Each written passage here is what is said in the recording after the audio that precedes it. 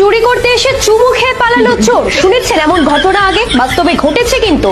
চোর চুরি করতে এসে টাকা পয়সা সোনা দানা কিচ্ছু না পেয়ে রেগে মেগে বাড়ির মহিলাকে চুমু খেয়ে পালিয়ে যায়।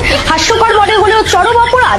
পুলিশ সূত্রে খবর, গত 3রা পাত্রে দেখতে এসে হবু শাশুড়িকে নিয়ে পালালো জামাই। এসেছিল পাত্রী দেখতে, কিন্তু একই কাণ্ড, পাত্রীর বদলে পাত্রীর মাকে পছন্দ হলো জামাইয়ের। হবু শাশুড়িও অবশ্য মনে মনে পছন্দ হয়ে গিয়েছিল জামাইকে। ব্যাস আর কি, সমাজের ঘেরাটোপকে অমান্য করে হবু শাশুড়িকে নিয়ে পালিয়ে গেল।